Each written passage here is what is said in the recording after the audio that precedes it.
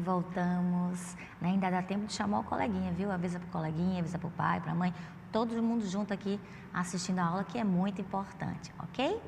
Vamos agora ver o próximo, né? Vamos lá? O que seria introdução por narração?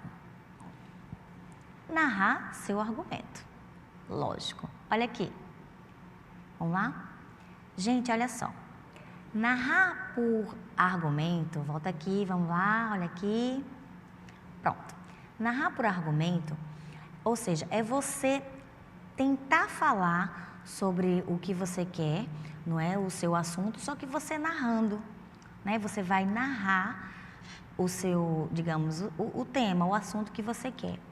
Mas você não pode deixar que vire uma história, porque senão vai fugir do gênero textual.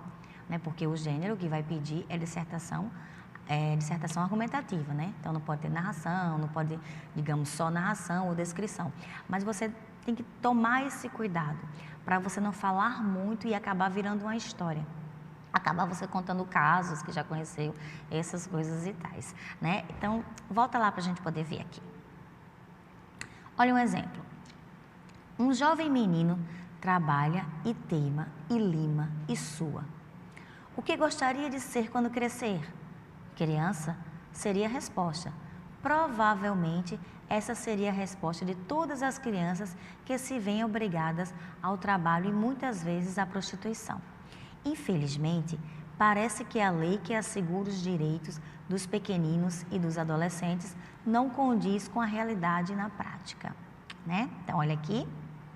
Então, olha só. Ele fez aqui, esse aluno aqui, ele fez um mix, né? Ele misturou tudo aqui, mas ficou uma coisa bacana, né? Ele fez a introdução, ele fez uma pergunta também, mas deixou mais claro, mais evidente, ele deixou a narração. Não é? Ele fez uma narração, uma descrição também sobre a criança, mas não deixou de colocar a opinião dele, né? Então, ele começou falando que é um jovem menino que trabalha, que teima, que lima, né? Que sua. Né? Então ele falou que gostaria, o que essa criança gostaria de ser quando crescer? A criança já está trabalhando, então essa aqui era do tema que falava sobre trabalho infantil, né? O trabalho escravo infantil. Então ele já começou assim, foi um bom começo, ele começou muito bem, ele colocou a opinião dele e já lá no finalzinho, né? Ele fala, ó, volta aí para a gente poder dar uma olhadinha aqui. Lá no finalzinho ele diz assim, ó, infelizmente, parece que a lei que assegura os direitos dos pequeninos e dos adolescentes não condiz com a realidade na prática. Então, ó, volta aqui. O que acontece?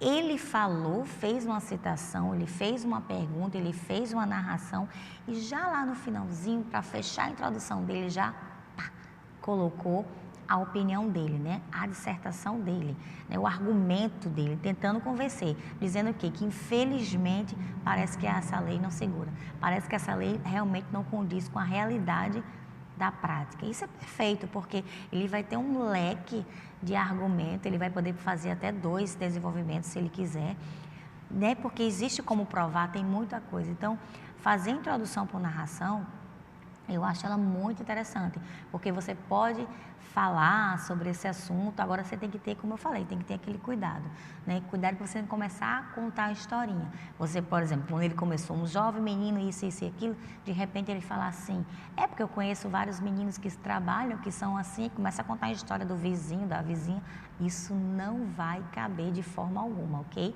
Então, vamos ter esse cuidado, certo? Então, nós temos visto aí esses tipos de introdução, né? A afirmação, a citação, o histórico, a pergunta, né? O narração. Então, existem outras, mas essas são as mais comuns, né? E que a gente podia usar elas. E vocês podem treinar isso em casa. Cada dia você pegar um tema, ou pegar o mesmo tema, quer dizer, um tema só e fazer um parágrafo com cada tipo de introdução, o mesmo tema, política. Aí você vai lá, faz por narração, faz por citação, faz por pergunta, né? Você pode treinar assim. Aí escolhe outro tema ou fazer um tema para cada, ok? Vamos para o próximo slide. Vale a pena saber, né? Então, aqui a gente vai fazer já uma retomada, certo? Do que seria. Olha só. Escreva sempre com letra legível. Não esqueça os parágrafos. Então, volta aqui que eu vou falar sobre ele. Então, vamos lá. Para eu ter uma boa introdução, um bom desenvolvimento, uma boa conclusão, ou seja, uma boa redação, rimou, né? Para eu ter tudo isso, eu preciso, gente, a famosa letra linda, né? Eu brincava com os meus alunos antigamente, eu dizia assim, gente, eu quero uma letra linda. Aí eu desisti, comecei a dizer, gente, eu quero uma letra legível, né? Se deu para ler, beleza. Porque a gente tem que pensar o seguinte, na escola, como vários alunos que eu tenho, eu corrijo, eu entendo, quer dizer, eu tento entender, né? Eu digo que eu estou decifrando. Eu começo a ler, não entendo aquela letra, mas eu fico pensando, por dedução, eu acho que é isso, eu acho que é aquilo. Quando você está lá no Enem, amor, quando você está lá, que o corretor vai, quando ele vai começar a corrigir, ele não vai querer saber se você colocou amor, favor, se o F parece com A, se o A parece com B, se o P, ele não quer saber disso. Se ele não entendeu, ó, ele deixa para lá, vai para a próxima. Então, tudo isso vai diminuindo, né, a sua nota, vai prejudicar você. Então, você realmente precisa ter uma boa letra, ou seja, uma letra legível. Tem uns que me perguntam assim, professora, e tudo maiúsculo, né? A letra bastão, toda maiúscula. E aí, eu disse, antigamente nem podia, tinham várias confusões por causa disso. Mas hoje é aceito. Por quê? Porque é legível, é aceito. Mas tem que ter aquele cuidado, né? Que nós sabemos que para começar a iniciar um texto tem que ter letra maiúscula. E se você faz tudo em maiúsculo, né? Como é que vai ser depois das pontuações? Tá maiúsculo, depois de ponto maiúsculo, tudo maiúsculo. Então vai ficar meio confuso, né? A não ser que você tente colocar o maiúsculo do maiúsculo, digamos assim. Mas o caso seria mesmo você treinar em casa, a letra cursiva, né? Que seja legível.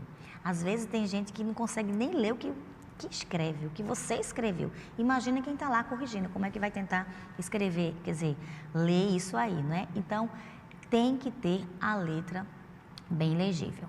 Outra coisa também, não esquecer os parágrafos. Como eu falei, não é? Já vim falando em outras aulas, eu vou repetir nessa, nós temos que ter no mínimo 3 parágrafos, no máximo 5. É regra? Podemos dizer que sim. Mas ficaria legal, né? Melhor, mais bonito, um aspecto, né?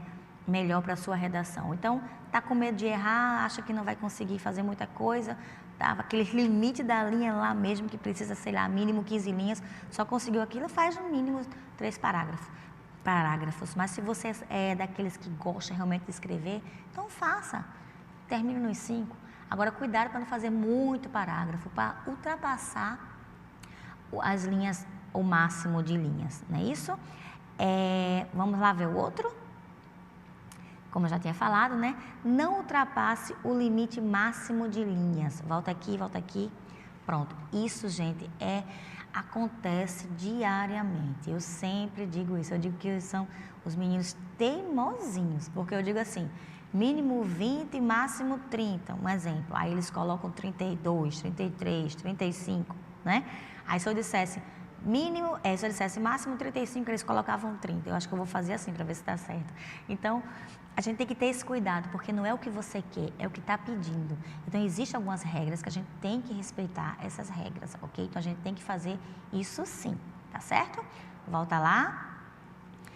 Não fuja do tema. Então, olha aqui, gente, esse não pode acontecer de forma nenhuma. Olha aqui para mim. A gente não pode fugir do tema, gente, de forma alguma. Já pensou, o tema é sobre, digamos, o Brasil, digamos assim, né, que já está tão falado, né, o Brasil. Aí você começa falando, porque o amor é importante, pronto, você viajou na maionese louca, tá? Então você não pode, jamais, fugir do tema. Olha, fugiu do tema é questão de zerar. Se não zerar, porque foi muito bonzinho com você. Então, você não pode fugir do tema, não pode mesmo, tá? Tem que estar no tema. O tema foi Brasil, vou falar sobre o Brasil. A não ser que você queira dizer o amor pelo Brasil. Mas, mesmo assim, você não pode jamais fugir desse tema, ok? Vamos para o próximo? Evite anotações do tipo fim, the end, o Senhor é meu pastor, nada me faltará, ou recados ao examinador o desenho, né? Volta aqui, gente. Olha, esse é hilário. Demais. É só o que eu encontro nas minhas provas. No fim tem lá 100%, né? Um beijo, tia Xuxa precisa de tanto. Então, gente, isso não pode acontecer de jeito nenhum. Tem um ditado que minha mãe fala muito, né? Eu acho que vocês conhecem. Costume de casa leva à praça. Então, a gente tem mania de fazer isso na escola, né? Para lembrar o professor que precisa de ponto, para dizer que acabou. Aí, de repente, leva o costume à praça, que seria o dia lá do Enem, você fazendo a prova. Já pensou você terminar seu texto, colocar o seu ponto e depois fazer assim, fim por fim, feito por mim? Meu Deus, é o fim do mundo. Isso não pode acontecer nunca, tá? Fim, ou então você querer se colocar em inglês, the end.